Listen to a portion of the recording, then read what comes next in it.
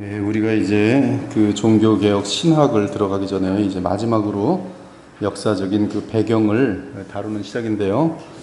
그래서 그 역사적인 배경을 다루는 데 있어서 참 대단한 실력자인 칼 트루먼과 김은재인이 요약해낸 그 챕터를 우리가 다루도록 하겠습니다. 여기 보면 칼 트루먼 박사는 지금 현재 웨스트민스터 신학대학원에서 교회사 폴 울리 석좌 교수입니다. 상당히 학교에서 웨스트민스터 신학교에서 상당히 많은 인정을 받은 그러한 권위 있는 그러한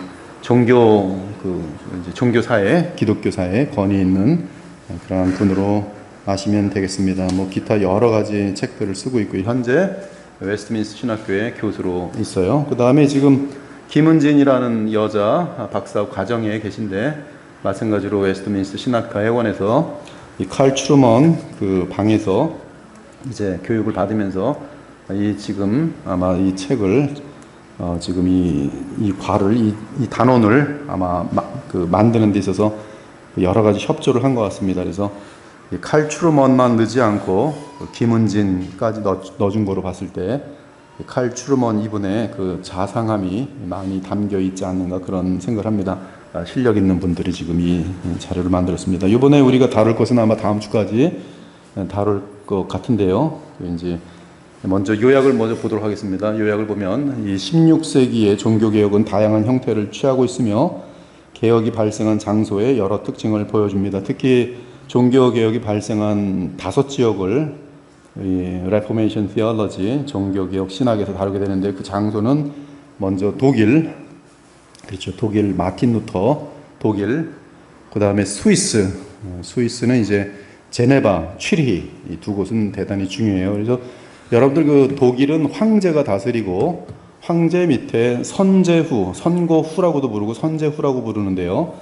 예를 들어서 뭐 경상남도, 경상북도의 이 도지사들이 투표권을 갖고서 이제 대통령을 뽑는 그 정도의 그림으로 보면 되겠어요. 그래서 독일은 황제가 있고 황제를 뽑는 것이 이 제후들 그 한 엄청난 큰 지역에 거의 뭐 왕이라고 볼 수 있죠. 그 제후들이 이제 이 투표권을 갖고서 이제 황제를 뽑는 그런 구조로 돼 있어서 신성 로마 제국이랄지 어떤 그런 여러 가지 그런 개념 속에서 이제 전달되어진 정치 구조를 갖고 있고요. 이 대신에 이제 군사력 같은 것들은 이제 황제에게 집중되어 있는 그런 그림입니다. 반면에 이 스위스는 연방제도예요. 즉 각 나라들이 있다고 보는데 조그만 나라들이 있는데 그 나라들이 이제 연합을 해서 그 왕들이 이제 연합을 해서 연방돼서 스위스 연방국이라고 그렇게 보시면 되겠어요. 이때 이 군사력은 이제 어떤 통합된 곳에서 다루기보다는 각 이 지방에 있는 그런 통수권자들에게 있는데 서로 연합되어 있는 그런 스위스 연방국이라고 보면 되겠어요. 그래서 일단 그 독일이라는 나라하고 종교개혁은 그 루터 때문에 묶여 있고요. 스위스는 제네바, 칼빈, 취리히, 주빙글리, 그다음 블링거 이런 식으로 지금 연결되어 있고요. 그다음에 영국에서는 이제 우리가 잘 알다시피 이제 토마스 같은 사람들이 연결되어 있고요. 또 스코틀랜드, 영국의 이제 위쪽에 같이 나눠져 있는 같은 섬이지만 스코틀랜드, 존 낙스 이제 그런 개념으로 보시면 되겠어요. 그래서 이 독일, 스위스, 영국, 스코틀랜드 이런 나라들은 이제 종교 개혁이 핵심 지역이라고 볼 수 있는데 이제 다 입장이 틀립니다. 섬 나라 같은 데는 이제 이 황제의 그런 가톨릭의 영향권에서 상당히 닿지가 잘 않아요. 스코틀랜드, 영국 같은 경우는 그렇지만 독일 자체는 이미 황제의 이 테리토리이기 때문에 물론 선제후가 있다 할지라도 상당히 많은 그런 어떤 복잡한 구조를 갖고 있게 되고요. 스위스 같은 데는 이제 연방으로 되어 있기 때문에 그 연방 속에서 이제 여러 가지 협력이 되기도 하지만 또 이제 외부에서 캐톨릭 같은 것들이 이제 공격하게 들어올 때는 이제 스위스가 남쪽에서는 카톨릭을 반대할 때 남연방 그렇게 해서 남연방 스위스가 만들어지기도 하고 그런 구조를 가지면서 여러 정치적, 사회적, 경제적 그런 상황 때문에 이제 종교 개혁을 이루긴 하는데 상당히 각자의 특징을 갖게 됩니다. 서론을 이제 보면은 종교개혁 신학은 복음주의 개신교를 위한 중요한 신학사상으로 남아있다. 그래서 종교개혁 자체는 그 16세기에 특이하게 발전된 이 중세 천년의 암흑기를 뚫고서 이 마틴 루터를 중심으로 이제 쯔빙글리, 블링거, 또 그다음에 켈빈, 또 멜란 히톤 이러한 인물들이 아주 엄청난 인물들의 등장과 함께 구성되어지는 신학이 그들끼리 서로 갈등을 일으키면서 어떻게 수렴이 되고 어떻게 우리에게 남겨졌는지를 이제 발견하게 됩니다. 그래서 주로 내용은 이제 성경에 대한 건의는 다 같이 통일적으로 이제 그 서로 합의가 돼요. 성경 건의 솔라 스크립트라는 뭐 분명하게 모든 종교 개혁가들에게 특히 이 마틴 루터 또 이 칼빈 또 쯔빙글리 같은 경우들은 이제 이 성경의 권위에 대해서는 조금 더 건드리지 않고요. 그 다음에 이제 예수 그리스도에 대한 그리스도 중심의 그런 예수님이 누구신지에 대한 그 내용에서 상당히 그 집중되어 있는 그런 구조들을 볼 수 있고요. 그런데 이제 여기서 이제 그 각 나라들마다 이 정부와 교회 새로 이제 프로테스탄트 개신교가 새로 등장하게 되면서 오는 과거에는 수천 년 동안은 천년 가까이는 이제 이 카톨릭 교황과 왕들과의 견제 구조였는데 지금은 이제 새로운 개신교가 등장하게 되면서 이제 왕들과 또 선거 후와 또 연방적인 스위스 같은 나라에서 이 개신교의 그 그림은 어떻게 서게 되는지에 대한 아주 복잡한 구조가 되면서 이제 정치와 정부와 교회에 대한 그러한 내용들도 이제 신학적으로 이제 개발하게 되는 그러한 것이 됩니다. 그래서 이 종교개혁은 우리가 상당히 많은 것들을 이제 얻어낼 수 있는 그러한 귀한 그러한 보고라고 할 수 있죠. 보고 즉 보물이라고 볼 수 있어요. 그래서 이 성례에 대해서는 이제 개신교에서 갈라지게 되면서 이제 지금까지도 이제 완전히 갈라져 있는 상태로 있고요. 그 다음에 교회 조직도 여러 가지 이 정부에 대해서 이 자기네들이 서게 되는데 큰 도움을 얻었던 사람들은 정부를 굉장히 지원하는 그런 그림으로 신학이 되어지는 반면에 오히려 정부로부터 정부가 카톨릭 편에 들면서 개신교를 핍박한 그런 나라 같은 경우는 이제 정부에 대한 그런 어떤 여러 가지 고민하는 그러한 개념 속에서의 교회 조직 같은 것들에 대해서 이제 서로 다양한 패턴들이 나타나게 됩니다. 하여튼 우리가 서론에 보면 이제 복음주의 개신교는 이제 종교 개혁에 대해서 남아 있음에도 불구하고 역사에 대해서 종종 무지하다. 루터와 칼빈과 같은 인물은 복음주의 세계에 널리 알려져 있지만 종종 신학적인 지침보다는 영웅적인 상징으로 더 많이 알려져 있다. 그래서 우리가 다룬 이 책은 지금 신학적인 지침을 되게 소중히 여기기 때문에 우리가 많은 그런 믿음의 도움을 얻을 수 있게 되는 것이죠. 왠지 이러한 신학적인 도움을 받지만 동시에 이러한 역사적인 그러한 것들을 잘 이제 배워야 할 이제 그 정리를 해야 될 필요가 있어서 이제 이 과에서는 그 부분을 이제 다뤄주고 곧바로 이제 다음 주 또는 다다음 주부터는 이제 솔라 스크립트라 이제 성경에 대한 그런 신학부터 시작해서 이제 곧바로 삼위일체 엄청난 그런 신학 내용들을 이제 들어가게 됩니다. 이 집정관들 즉 관료들 통치자들과 연관되었던 개신교의 다양한 전통은 일련의 고백적 합으로 묘사될 수 있는 이제 나중에 이것이 이제 분리가 되면서 루터교의 신앙 고백이 루터교를 정체성을 갖게 되는 거죠. 아우스부르크 신앙 고백 뭐 이런 식으로 개혁파는 이제 헬베틱 신앙 고백, 스위스 신앙 고백이죠. 그 다음에 여러 그런 어떤 한 100년 후에는 이제 웨스트민 신앙 고백이 나오게 되는데 우리가 지금 웨스트민 신앙 고백을 하고 있어요. 그리고 벨직 신앙 고백 이런 것들이 나오게 됩니다. 성공회는 영국에서 이제 그 영국 국왕이 이 교회에 헨리 8세의 그런 뿌리를 갖고서 이제 성공회가 이제 만들어지게 되고 성공회는 이제 미국으로 들어오게 되면서는 에피스코펄 즉 에피스코펄 뭐라 그러기 하여튼 에피스코펄이라는 그 이름으로 미국에서 알려져 있어요. 그것은 미국 성공회입니다. 미국 성공회. 한국에도 한국 성공회가 있어요. 근데 미국 성공회는 이제 에피스코펄이라는 교단으로 되어 있고요. 그러나 이 중심에는 이제 영국 국왕이 전 세계의 교회를 다스리고 있죠. 정치적으로. 그렇기 때문에 이제 그런 구조도 지금 차이나 같은 데는 다른 개신교는 못 들어가는데 시진핑 같은 경우가 딱 하나 개신교를 인정한 교단이 있어요. 그것이 뭐냐면 성공회입니다. 왜 그러냐면 성공회는 왕이 다스리거든. 신기하죠? 그래서 시진핑이 자기도 성공회는 너희들이 배워라. 너네 교회는 왕이 다스리는 거다. 시진핑이 다스리는 거다. 그렇게 구조가 되게 돼 있어요. 이제 한번 지도를 좀 보는데요. 하여튼 지도를 잠깐만 두 개 볼게요. 지금 여기 보면 이게 유럽인데요. 이제 우리가 제일 많이 활동하는 데가 독일. 굉장히 독일하고 이제 다 붙어 있습니다. 독일에서 이제 조금 차를 타고 나면 여기가 스트라스부르라고 이제 프랑스에 바로 이제 영령이 돼요. 그래서 여기는 이제 바로 이제 그 종교개혁이 칼빈까지 여기 들어가서 활동하는 그런 지역이 되고요. 독일에서 이제 여 정도가 이제 비텐베르크, 또 여기가 아우스부르크, 뭐 이래서 이제 독일이 여기 있고요. 그 다음 독일보다 밑에 여기가 스위스. 그 다음에 이 네덜란드는 이제 나중에, 그 영국에서 퓨르탄들이 일어날 때 제2의 종교개혁이라고 해서 네덜란드에서 엄청나게 발생하게 되는데요.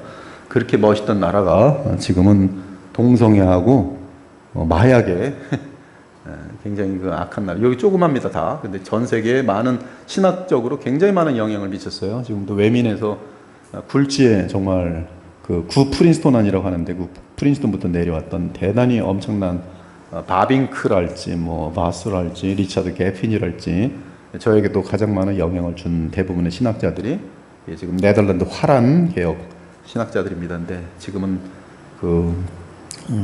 교회들이 가봤는데요. 한 2년 전인가 3년 전에 제가 가봤죠. 그래서 교회들이 이제 관광지가 돼 있고 들어갈 때 돈 내고 들어가고 독일은 아직 돈은 안 냅니다. 들어갈 때 교회 들어갈 때 네, 이제 화랑 같은 데는 돈 내고 들어가야 돼요. 네. 그리고 이제 술집으로 바뀐 데도 많고요. 근데 지금 뭐 독일도 지금 이제 교회가 워낙 사람이 줄어가지고 카톨릭이던 개신교든 전부 다 그냥 지금 텅텅 비어가고 있어요. 특히 개신교는 많이 비었고요. 이 카톨릭을 보니까 이제 미사나 우상이나 이런 그런 것들 심리로 아주 굉장히 대형 교회, 큰 교회들은 남아 있는데 성도들은 거의 없고요. 교회만 남아 있어요. 그리고 관광지가 돼서 돈 되게 많이 벌고 있어요. 프랑스는 뭐 다 캐톨릭으로 지금 돼 있기 때문에 개신교가 거의 활동을 못 하고 있고요. 스위스 연방제로 돼 있고요. 뭐 이탈리아는 지금 뭐 로마에 지금 완전히 여기 이제 로마가 여기 있으니까 이제 뭐 여기가 지난주에 말한 것처럼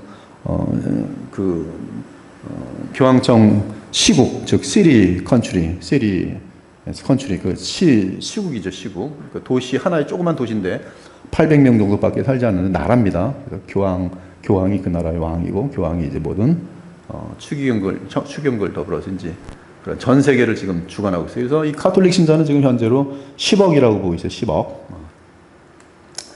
영국은 지금 이제 이 뭐 3개 정도로 나뉘면서 이제 스코틀랜드 쪽에 이제 우리가 이제 활동하는 거 존 낙스 같은 경우 보게 되고요. 그 다음에 여러 가지 영국 쪽에서 이제 보면은 존 위클리프 같은 사람들 또 여기 이제 곧 한 100년 또는 200년 후에 청교도로 들어가면서 이제 윌리엄 펄킨스라는 엄청난 그런 인물들이 이제 영국에서 출생하게 되고 그리고 영국이라는 데가 이제 퓨르탄이라는 것이 이제 잘 알다시피 이제 이쪽으로 미국으로 건너오게 되면서 미국이라는 나라가 이제 서게 되는 그러한 구조로 여러분들이 이해하면 되겠습니다.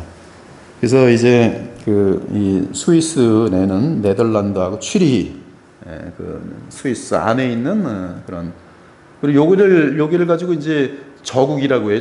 저국 즉 강을 끼고 있는 그 지형이 되게 낮은 나라들이라 그래서 벨기에 뭐 네덜란드 여기 여러 가지 나라들이 이제 룩셈부르크 여기 보이지도 않네 지금 룩셈부르크 여기 있구나 룩셈부르크 조그만 나라들 이걸 가지고 이제 저국이라고 그래요. 땅 밑에 상당히 낮은 나라들이 다 이렇게 생각하시면 되고요. 하여튼 이 스코틀랜드는 존 녹스라고 번역이 됐는데요. 그렇게 하시고 이제 카톨릭 같은 경우는 종교개혁이 이제 발생하자 종교개혁에 대해서 그것을 대항하는 나름대로의 개혁을 일으킵니다. 우리도 이래서는 안 되겠다. 우리 다 개신교에게 다 뺏기다 그래서 그들이 대대적으로 갖게 된 공의회가 있었으니 그것이 바로 트렌트 공의회는 이제 모든 개신교에 대해서 아나시마 저주를 내리고 그리고 이제 예수회 같은 것들이 이제 만들어지면서 어떤 정치적인 힘들과 군사적인 힘들과 이런 것들을 이제 갖게 되는 무서운 조직으로 바뀝니다. 자, 루터의 종교개혁 들어가도록 하죠. 루터의 종교개혁. 루터는 가장 많이 알려진 종교개혁 인물이다. 면죄부에 대한 그의 초기 항의는 환각에 빠져있던 교회를 깨우는 데 도움이 되었고, 권의, 칭의, 성만찬 등 중요한 주제에 대한 그의 개인적인 이해는 그 당시 신학 논쟁을 야기시킵니다. 그래서 무엇이 제일 높은가? 권위. 요게 이제 우리한테는 최고의 선물이죠. 복음을 되찾은 거예요, 이게 루터의 위대함은 복음을 되찾은 거예요. 이거 칭의입니다. 우리는 이 칭의에 루터가 발견한 칭의 때문에 여러분들은 지금 성경을 다시 읽게 되는 거예요. 그저 하나님의 은혜로만 구원받게 되는 그것이 시작이에요. 내게는 아무 구원받는데 동의를 할 수 없어요. 즉 죽은 자가 나를 살리는데 아무런 기여를 할 수 없다는 것이 루터의 하나의 가르침입니다. 이미 인간들은 거듭나지 않은 존재들 하나님 보시기에 죽었다. 근데 그들이 사는 것은 하나님의 그냥 일방적인 생명의 은혜다. 물론 생명의 은혜의 역사 방법은 이제 복음이 들어가는 것과 함께 하나님께서 복음을 듣는 자들에게 하나님이 일으켜 생명을 주시는 것이지, 그들이 뭐 자유의지가 거듭날지 말지, 내가 영생을 받지 영생을 태어날지 안 태어날지 그걸 내가 결정할 수 있다. 그 말은 곧 뱃속에 있는 아이가 난 태어나기 싫어, 끝까지 안 태어날 수 있다라고 주장하는 거하고 똑같은 그러한 논리로 이제 발전시킵니다. 그래서 우리가 거듭나는 것은 나의 문제가 아니라 하나님의 일방적인 그런 어떤 은혜에 의해서 태어나지는 것이다라는 그러한 결론이 칭의 엄청난 내용이 하나님 앞에 사람의 의가 아닌 이 칭의는 예수 그리스도께서 이루신 완전한 의를 하나님의 오직 은혜로 말미암아 하나님께서 우리에게 전가하신다. 그리고 인간이 지은 그 사람, 즉 구원받은 칭의받은 그 사람의 죄의 대가에 대해서는 이미 예수께서 십자가에서 이미 속량하셨다. 이게 이제 루터가 이제 이 개신교에 남긴 최고의 선물이죠. 이것은 하나님께서 루터를 통해 주신 최고의 선물. 이게 바로 복음이에요. 복음. 그리고 이 복음이 이제 다 섭니다. 칼빈도 쓰고 뭐 주뱅글리도 쓰고, 여기 흔들리지 않아. 이것만은 건드리지가 않아요. 근데 지금도 이걸 건드린 사람들이 이제 계속 등장하는데 이것만은 양보할 수 없는 것이죠. 종말론에 대해서 여러 가지 의견이 있지만 that's okay. 그렇지만 이것만은 양보할 수가 없는 것이.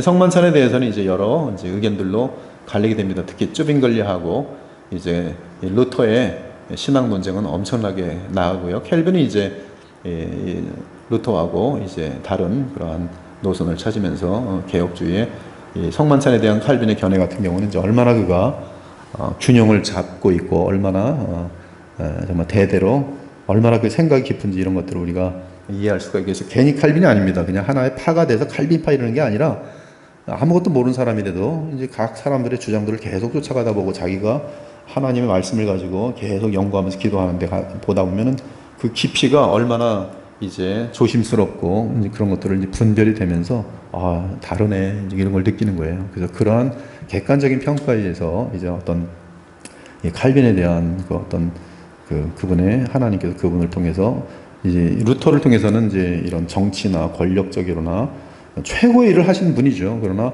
그것을 가지고 성경 전체에서 성화의 부분까지, 영화의 부분까지, 신학 전체에 대한 그런 다시 파운데이션을 만든 사람이 있다면 이제 칼빈으로 보면서 우리는 그 칼빈의 후예들로서 지금 소위 개혁주의 리포먼드라는 그러한 자리에 지금 우리가 함께 서 있는 것입니다. 그러나 리포먼드라는 것이 계속적으로 놓치지 말아야 되는 것은 이 층위에 서서 이제 그리스도의 생명을 우리가 거듭난 생명으로 이제 남은 날까지 그 은혜에 보답하며 사는 그런 거듭난 생명이 믿음으로 말미암아 그리스도와 계속 연합된 상태 속에서 만들어진 의의 열매들, 그리고 그리스도의 형상을 닮아가는 그러한 것들이 이제 복음의 우리를 거저 구원하신 하나님의 은혜의 목적이라는 사실을 확인하게 되면서 그것이 또 영원한 가치가 있는 것을 확인하게 되면서 그걸로 이제 우리가 달려가게 되는 것이죠. 이 루터에 대한 간단한 소개를 하겠습니다. 1483년에 루터가 태어났어요. 1483년. 루터는 63세까지 살았죠. 63세까지 살았습니다. 1546년에 돌아갔어요. 이 광산의 관리자의 아들로 태어났습니다. 그리고 1505년에 무서운 폭풍을 경험한 후 어거스틴 수도의 수도사가 됐어요. 어거스틴 수도의 도미닉 도미니칸 수도회가 있고 어거스틴 수도회가 있고, 그래서 이제 가톨릭의 중세교회 이제 최고의 수도회 이제 이렇게 있는데, 어거스틴 수도의 수도사가 되었습니다. 그는 또한 수도사뿐만 아니라 수도사를 멍크라 그러죠. 수도승. 그래서 이제 탁발 수도승. 그 다음에 이제 사제의 서품도 받았어요. 루터는 그래서 사제이기도 하고, 즉 집례를 하는 것이죠. 그리고 수도승이기도 했어요. 이는 수도사와 관련한 일 외에도 정기적인 목회의 의무를 수행하는 것을 의미했다. 1509년에 그는 비텐베르크에 새로운 대학교로 옮겨가서 거기서 가르치며 대부분의 남은 생애를 보냈다. 그 대학에 있은 지 1년 후 그는 수도를 위해 로마를 방문했다가, 이제 독일에서 로마를 방문하는 것이죠. 그래서 이탈리아의 로마를 방문했다가 이 렐릭스, 즉 성자들이 남겨놓은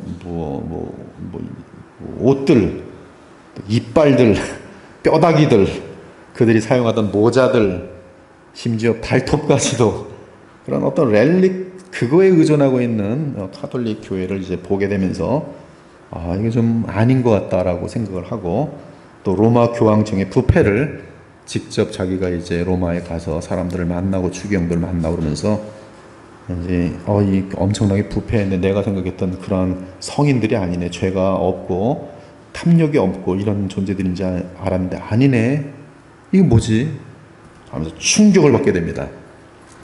루터는 1517년 10월에 비텐베르크에 있는 성당 문에 면죄부를 반대하는 그의 유명한 95개조의 논제를 못 받게 되면서 유명해졌죠. 이제 가서 봤는데 문도 조그맣고요, 별로 크지 않아요. 저는 이제 계속 95개조를 어디다 한 거지, 하늘을 이렇게 굉장히 높을 줄 알고 큰 문인 줄 알고 한참 다녔는데 아무리 차도 없는 거예요. 보니까 저기 쪽문에 조그만 게 하나 있어요. 거기더라고요. 그래서 참 아무도 없어요. 그리고 줄도 안 서고 뭐 아무도 없어요. 그래서 참 어떻게 이렇게 되는가. 그는 기독교인들이 자기 자신 및 사랑하는 사람들을 위해 연옥에서의 시간을 줄일 수 있다는 관행에 대한 논쟁을 요구합니다. 95개조 통해서 루터에게 면죄부 문제는 요한 테첼이 당신의 동전이 이 연복궤에 떨어지는 순간 당신의 어머니, 당신의 동생, 당신의 삼촌, 그들이 연옥에서 한 칸씩 다 올라갔습니다. 큰 돈을 내셨네요. 10칸 올라갔습니다. 이건 테첼이 면죄부를 이제 팔기 시작하면서 그 지역에 오게 됩니다. 비텐베르크에.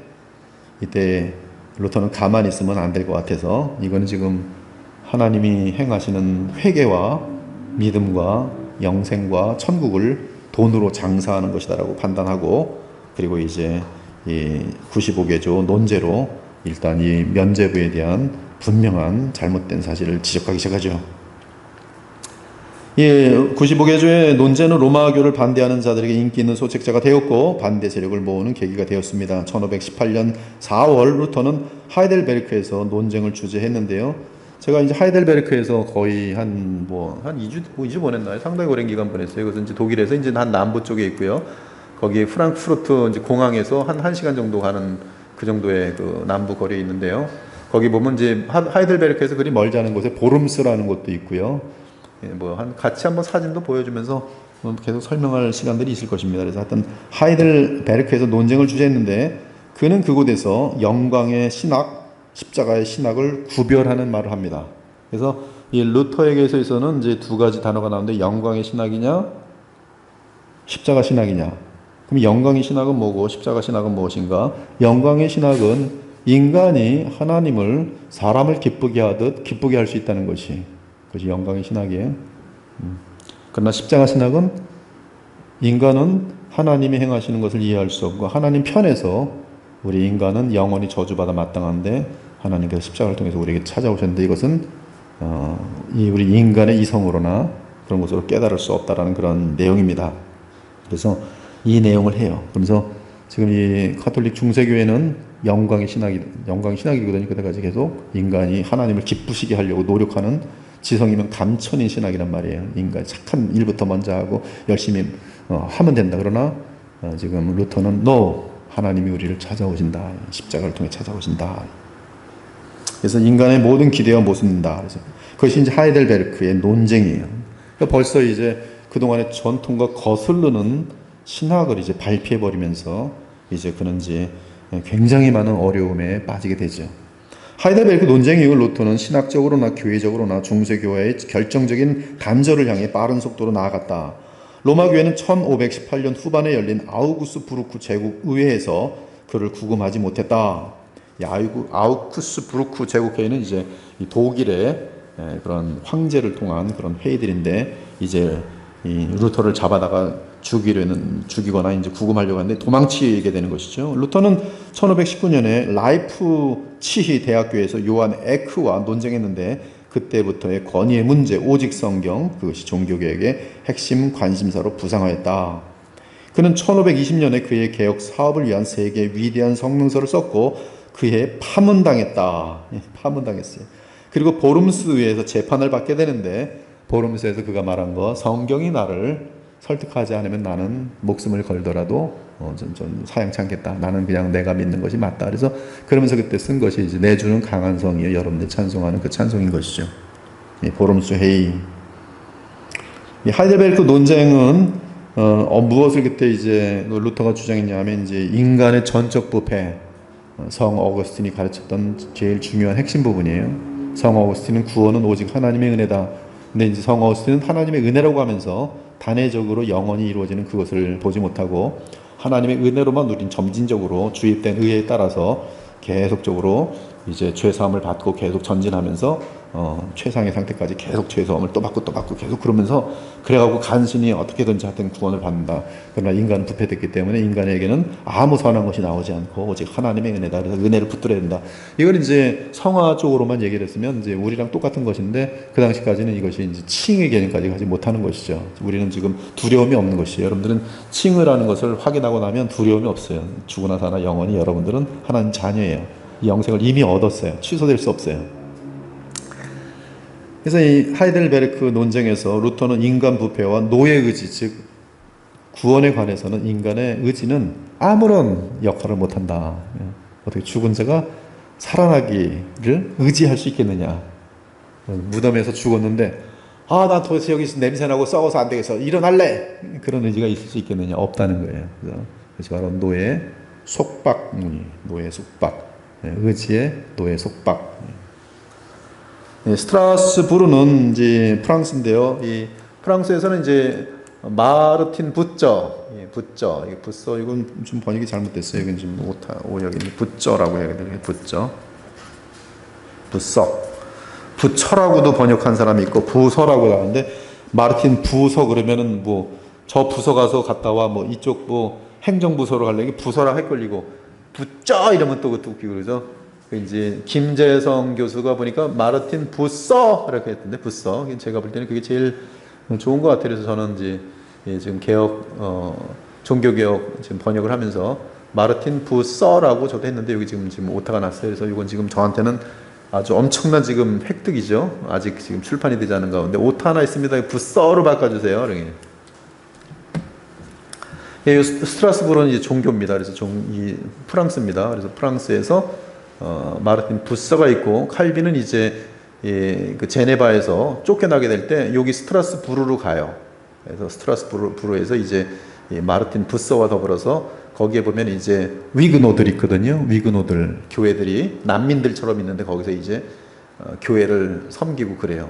지금도 이제 저도 스트라스부르에 가서 난민 교회라는 거 가봤는데요. 너무 초라하고 너무 없어요. 이게 프랑스가 워낙 카톨릭이 센 나라라서 관리도 잘 안 되고.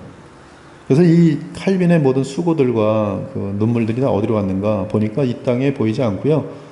이런 전 세계로 퍼지는 진리의 힘에가 있더라고요. 그래서 우리가 이게 내가 영향받은 거 이런 것들이 비록 지금 스트라스부르 같은 데는 흔적도 남아 있지 않지만, 지금 우리 또 그리스도의 보혈교회 여러분들도 지금 이 영향을 지금 받고 있는 거예요. 누구를 통한 하나님의 은혜인가? 바로 칼빈의 그런 수고들, 또 마르틴 부서와 같은 사람들의 수고를 통해서 우리가 지금 진리를 먹고 있는 거예요. 여러분, 이 땅에서 먹고 사는 거는 이 진리의 문제가 아니라도 할 수 있어요. 그렇죠? 수학 잘하고 무슨 일 잘하고 뭐 부장들에게 잘 보이고 그러면 이 땅에서 월급도 잘 받고 빨리빨리 승진도 하고 잘 먹을 수 있고, 그러나 죽은 다음에 죄 문제가 해결되지 않아요. 그리고 그리스도의 형상을 닮은 아름다운 사람으로 변화되어 있지 않아요. 탐욕스럽고 그런 소리를 맞출 수 있어요. 때로는 죽으면 그때 가서 봐야지. 아니에요. 성경은 하나님께서 죄 문제가 해결되지 않은 사람은 반드시 심판하도록 되어 있어요. 근데 그 심판이 공의로운 심판이기 때문에 여러분의 죄 문제가 그리스도 안에 해결되지 않으면 지옥밖에 없어요. 그렇지 않으면 천국이란 건 있을 수도 없고요. 지옥도 있을 수가 없어요. 그러니까 지옥이 있다면 천국이 있는 것이고 천국이 있다면 지옥이 있는 것이고 지옥과 천국은 실제 현실에서도 여러분들이 오늘도 체험해요. 죄 가운데 있는 사람들은 지옥을 체험합니다. 지옥 같은 집안 너무 많아요. 그렇죠? 천국 같은 집안들도 너무나 많아요. 복음이 함께 하는데 서로 용서해주고 화해해주고 실제거든요. 이것이 지금에도 이 어두운 시대 가운데 천국과 지옥이 체험되어지는데 천국과 지옥이 없다는 것은 있을 수가 없어요. 그렇다면 뭐 마음껏 이 땅에서 그냥 수백만을 죽이면 어때요? 천국도 없는데 지옥도 없는데 무슨 히틀러가 뭘 가지고 사람한테 결국 사람들은 이제 천국 지옥을 안 믿는 사람들은 죽지 못하게 하고 고문을 해요. 안 돼, 죽으면 안 돼, 너 안 돼, 죽으면 안 돼. 죽기 전까지만. 그게 안 되거든요. 미워가지고 조금만 어떻게 탁 하면 죽어버리거든. 그러니까 이렇게 참. 근데 이제 천국 지옥 안 믿는 사람들은 저놈들이 죽어버렸으면 큰일 났네. 아이, 더 고통을 줬어야 했는데 이들이 개발하는 거는 안 죽으면서도 가장 고통을 줄 수 있는 것, 이런 방법을 개발하게 되죠. 왜? 천국 지옥이 없다고 생각하니까. 이렇게 생각하는 자체가 공의를 자기 때는 억울해서 요놈은 우리 자녀들을 다 망쳐놓고 했는데 10명을 지금 보니까 죽여놨는데 요놈을 어떻게 해야 되는가 골치 아픈 거죠. 여러분 죄 문제가 해결되지 않으면 지옥밖에 없는데 그런 진리를 우리에게 영생을 주는 진리를 지키기 위해서 이렇게 우리의 믿음의 조상들이 특히 중세 때를 넘어서서 종교개혁을 일으켰던 이 고귀한 사람들 이들이 다 신학이 온전하지 못합니다. 그렇지만 너무나 그 당시에는 자신들을 부인하고 생명을 걸면서 후대들에게 신학을 남겨준 거예요. 이 교회의 앞으로의 그 가장 중요한 사명 중에 하나도 나만 잘 믿고 천국 들어가면 되지. 니들은 알아서 해. 여러분 자녀한테 그러면 안 되는 거예요.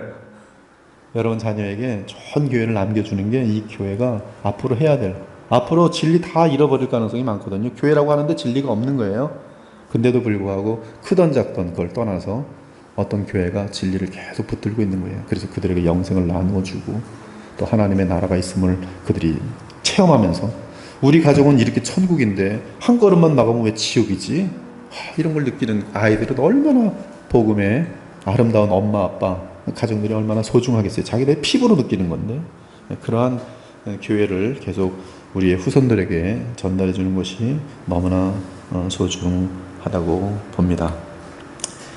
요한 에크는 이 논쟁에서 이제 하이델베르크 논쟁에서 마르틴 루터에게 도전함으로 라이프 치히 논쟁으로 이어지게 됩니다. 95개 논제가 게시된 후 4년 동안 루터의 핵심 교리가 드러났는데 그것은 인간의 전적 타락, 그 다음에 칭의 두 개가 이제 중세 교회가 보지 못했던 두 개가 확 대두되는 거예요. 인간은 아무것도 할 수 없다. 구원에 관한 한 오직 하나님의 은혜일 뿐이다. 그러므로 우리는 복음을 전하고 그리고 그들이 그 복음을 받아들일 수 있도록 하나님께서 역사하시기를 기도할 뿐이 계속 하나님께 의지하고 복음을 전하는 것이죠. 하나님 불쌍히 여겨 주옵소서. 저들을 구원하여 주옵소서. 복음이 들어가는 곳에 주께서 구원하시기를 한 자들 구원하시기로 하셨으니 저들이 택한 자이길 원할 뿐입니다. 주님 역사하여 주옵소서. 계속 기도하는 거죠. 바울 같은 경우도 그렇게 복음을 전해서도 어떤 곳에는 한 사람도 구원받지 못하고 그냥 지나가는 일들도 많았어요. 예수님도 마찬가지입니다. 예수님 하나님의 아들입니다. 예수님도 복음을 전하는데 다 믿는 것이 아니에요. 즉 예수님이 복음을 전해도 믿는 자가 있었고 믿지 않는 자가 있었어요. 그것은 영원하신 바로 영원이라는 개념은 어마어마하게 중요합니다. 영원이란 것은 시간과 공간을 창조한 그런 영역이에요. 그래서 영원의 개념에서는 시간이 없습니다. 그러므로 영원에서는 이렇게 하기로 했으면 그렇게 안 되어질 수가 없어요. 그게 안 되어진다면 영원이란 것이 아닙니다. 그래서 그래서 성삼위 하나님의 어떤 경륜 또는 그분의 어떤 합의 이런 것들은 역사 속에 진행되긴 하지만 우리가 생각하는 시 공간 속에 진행되긴 하지만 그 하나님의 세계는 지금 창조주의 세계고 시간과 공간을 창조하신 하나님의 우리가 이해할 수 없는 무한하시고 영원하신 세계이기 때문에 이터널, 이 forever하고 다른 개념입니다. forever는 시간이 무한하다는 개념이고 이것은 피조의 영역이에요. 그러나 창조의 개념은 시간 자체가 우리가 알 수 없는 개념이에요. 그러니까 창조 속에서의 그분들의 계획은 그냥 끝입니다. 그러니까 예를 들어서 하나님의 마음속에, 성삼위 하나님 마음속에 너는 영원히 우리와 함께 있을 것이야. 그럼 끝난 거예요, 그걸로.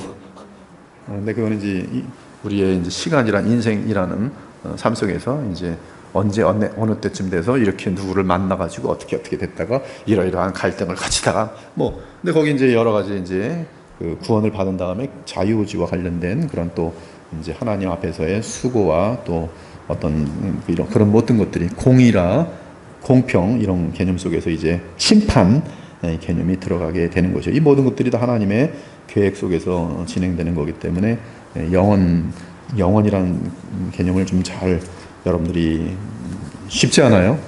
성 어거스틴이 타입이라는 것을 가지고 굉장히 많은 글들도 쓰고 생각을 많이 했지만 그렇게 만만한 그런 철학적 개념이 아닙니다. 그래서 우리가 이 공간이라는 거하고 시간이라는 거하고 얼마 전에 보니까 언뜻 어떤 사람이 시간과 공간이라는 책을 쓴 것 같은데 그 사람 뭔가를 본 것 같아요. 그래서 좀 구입해서 보긴 봐야 될 텐데 바빠서 주문도 못 합니다. 주문도 바빠갖고 주문도 못 해요.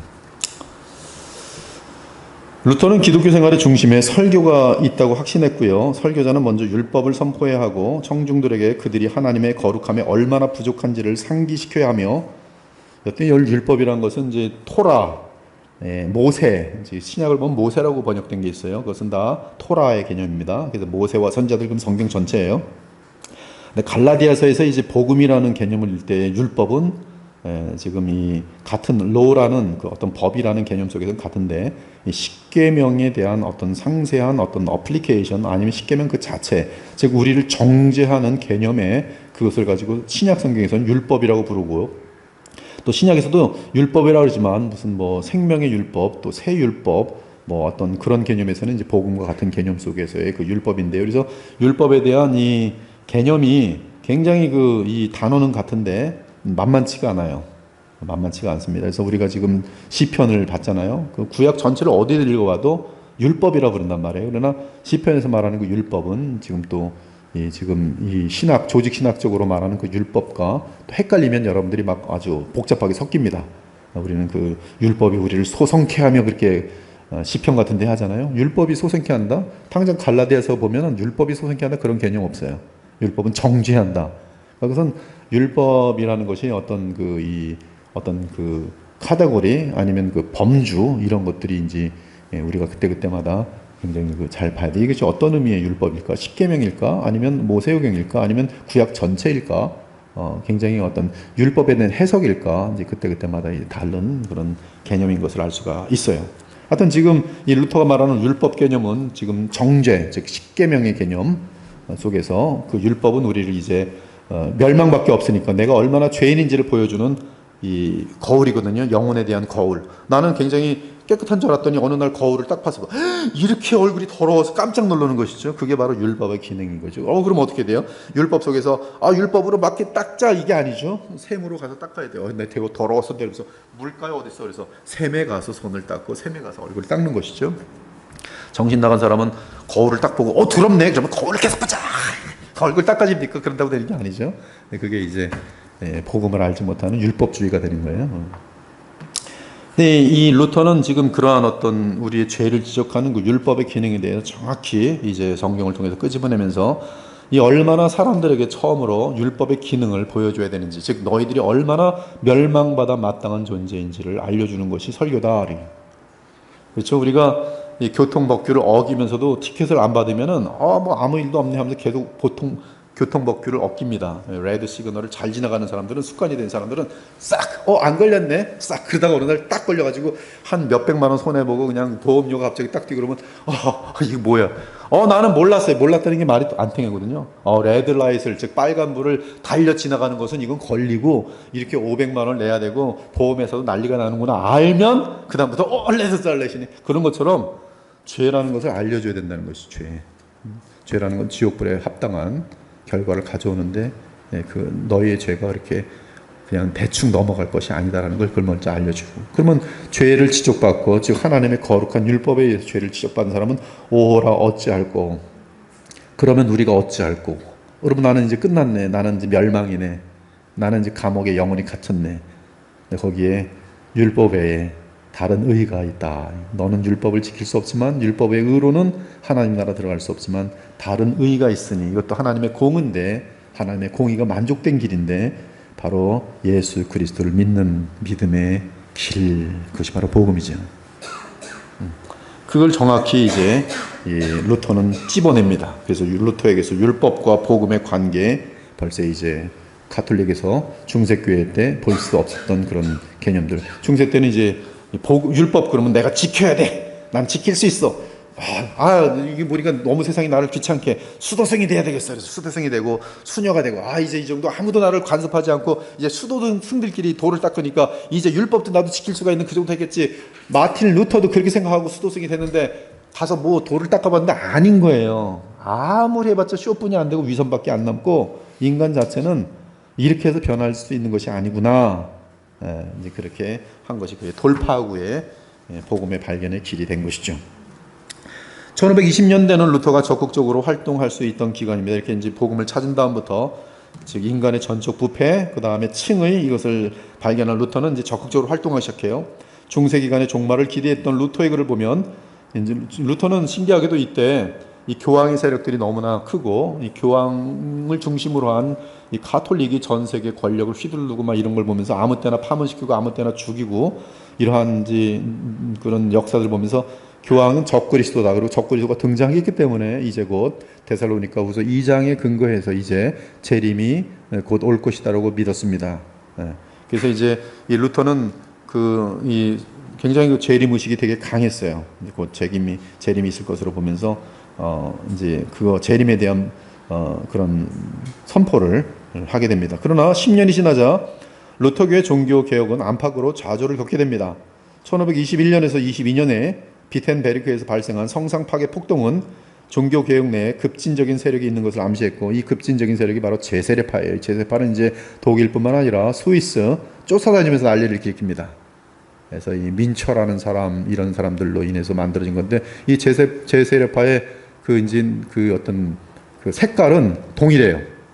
지금도 제세례파의 그 색깔이 들어가면은 굉장히 과격해지고 이단하고 뭐 상당히 많은 비슷한 효력들이 나타나요. 뭐 남자를 버리고, 그러니까 남편을 버리고, 가족도 버리고, 교회에 올인하고, 그리고 뭐 막 그냥 하여튼 뭐 굉장히 과격한데 앞으로 이 제세례파 또 카톨릭 그 다음에 이제 이런 리폼드 또 성공회 뭐 이런 것들을 이제 우리가 다 이제 한꺼번에 다 보게 되어 신학들마다 재밌습니다.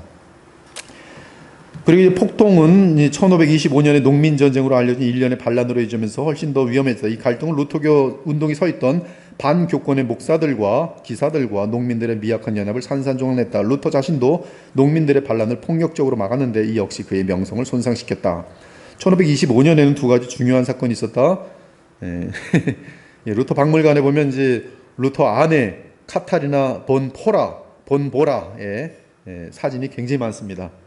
참 특이하게 생겼어요. 이 여자도 이제 수녀였었는데, 그래서 이제 이 루터가 이 수녀랑 결혼을 하고, 그리고 이 카톨릭의 독신 서약을 위반해 버립니다. 그래서 이제 신부의 자격을 박탈당하고 이제 결혼해서 달려가는 거죠. 더 중요한 것은 신학적 부분으로서 그는 에라스무스의 1524년 저작 자유의지를 논함. 에라스무스 인문주의자예요. 굉장히 똑똑하고 공부를 많이 하는 사람인데 영적인 진리에 대해서는 이제 반대편에 서게 되는 사람이 됩니다. 즉 이 알미니우스 계통으로 서게 되는 것이죠. 그래서 이제 이 루터가 에라스무스에 대해서 반대하는 글을 썼어요. 그것이 바로 노예 의지론. 여러분들은 이런 지금 그 마르틴 루터의 몇 가지의 그 작품을 마음속에 새겨야 돼요. 마르틴 루터의 가장 중요한 일단 행동은 95개조 논제. 이건 무조건 여러분들 그리스도의 보혈교회 지체들이라면 이거는 뭐 기본적으로 알아야죠. 노예 의지론. 이건 지금 루터가 쓴 거예요. 즉 우리가 구원받는 데 있어서 우리의 의지는 아무런 의미가 없다는 거예요. 이미 죄인들은 그 노예가 사단에게 사로잡혀 있어요. 죄밖에 지을 수 없어요. 성 어거스틴은 네 가지의 상태, 그리고 토마스 보스턴의 인간 본성의 사중 상태, 제가 번역한 그 책 굉장히 잘 돼 있어요. 근데 네 가지 상태로 돼 있어요. 첫째 아담 상태는 뭐예요? 죄를 지을 수 있는 상태. 이노센트하지만 able to sin, 죄를 지을 수 있는 상태예요. 근데 범죄했어요. 반란을 일으켰어요. 이미 죄가 그의 뼛속 깊이 들어와 버렸어요. 그러면 그 다음엔 무슨 상태냐면 not able to sin, 즉 죄를 안 지을 수 없는 상태예요. 즉 죄만 짓는 상태예요. 그 다음에 거듭났어요. 그러면 able not to sin, 죄를 안 지을 수가 있어요. 근데도 의도적으로 죄를 지면 하나님의 징계를 받아요. 여러분 지금 able not to sin, 죄를 안 지을 수 있는 사람이 됐어요. 왜? 여러분에게는 그리스도의 생명이 들어와 있기 때문에 그래요. 그 다음에 이제 영원한 상태가 되면, 죽은 이후의 상태가 되면 not able to sin, 죄를 지을 수 없어요. 이 네 가지 상태로 되어 있다고. 근데 이제 지금 마르틴 루터도 그러한 노예 의지론, 1520년대 또 다른 위대한 신학적인 발전은 쭈빙글리와의 신학 논쟁입니다. 쭈빙글리, 취리의 쭈빙글리. 그래서 쭈빙글리 생긴 게 다 틀립니다. 쭈빙글리는 모자를 쓴 모습으로 이렇게 딱 나와 있어요. 루터는 항상 이렇게 생겼고요. 칼빈은 항상 보면 이렇게 뼈가 휘쳐갖고 그렇게 생기고요. 탁 틀립니다. 그래서 그냥 사람들 마음속에 이제 이 종교 개혁자들을 마음속에 좀 배우다 보면 그냥 금방 이렇게 어디서든지 동상을 보더라도 알아볼 수 있어요. 요건 루터, 요거는 쯔빙글리, 요거는 붓저, 요거는 지금 칼빈. 뭐 칼빈 같은 경우는 여러분들 하도 많이 봐서 뭐 칼빈 그냥 사진만 보면 이거 칼빈이야. 오늘 요까지만 하고 계속 다음에 제가 시간을 잘 지켜드리는 거니까 뭐 신학 진도 나가는 게 문제가 아니니까 일단 쯔빙글리하고 이제 성만찬에 대해서 이제 드디어 붙기 시작했다. 누구랑? 루터와 쯔빙글리. 쯔빙글리는 이제 기념설, 상징설. 쯔빙글리는 상징설이에요. 이거는 지금 떡과 잔은 예수님을 상징한다. 루터는 no, 떡과 잔은 예수님의 몸과 피다. 그래서 이제 이게 화합할 기회를 놓쳐버리고 끊어져 버려요. 그래서 이제 루터교, 멜라니톤이 그 뒤를 이으면서 루터교의 신앙 고백이 만들어지면 교단이 쓰는 거거든요. 그래서 이제 멜라니톤, 아우구스부르스 신앙 고백 같은 것들로 루터교가 만들어져요. 루터교. 그래서 이제 지금까지 루터교가 있는 것이고, 반면에 이제 이러한 스위스 같은 데서는 이제 스위스 신앙 고백, 헬베틱이라고 그러는데요. 헬베틱 신앙 고백 제1차 헬베틱, 제2차 헬베틱 이런 것들이 만들어지면서 근데 취리히 쪽에 신앙 고백으로 남게 되지만 칼빈은 이제 제네바 쪽에서 이제 그런 어떤 신앙 고백들이 이제 우리까지 이어지는 그런 여러 가지 내용들로 이어지겠어요. 그래서 아무튼 이런 어떤 성만찬 부분은 상당히 이제 개신교 내에서 어마어마한 싸움이 붙을 것이다라는 오늘 요까지만 보고 계속 다음 주에 계속 이어나가도록 하겠습니다. 기도하고 마치겠습니다. 하나님 감사합니다. 오늘도 저희들 모든 과정을 마치고 또 주일 성경학교로 잠깐 모여서 종교 개혁의 개혁자들을 이제 서서히 살펴보고 있습니다. 오늘 또 배운 내용들 마음속에 잘 새기고 하나씩 꼭 필요한 지식들이니 저희들이 잘 마음속에 새겨서 우리가 객관적인 또 하나님의 진리 가운데 참된 복음을 붙들고 나가는 데 있어서 큰 분명하고 확실한 역사 속에 보장된 그런 진리 가운데 서는 하나님의 자녀들이 다 되게 하여 주시옵소서. 돌아가는 발걸음 함께 하시고 가정에서도 정말 예수님의 형상 때문에 너무나 사랑하고 감사하는 천국의 시간들을 보낼 수 있는 복된 자녀들이 되길 바라면서 예수 그리스도의 이름으로 기도합니다. 아멘.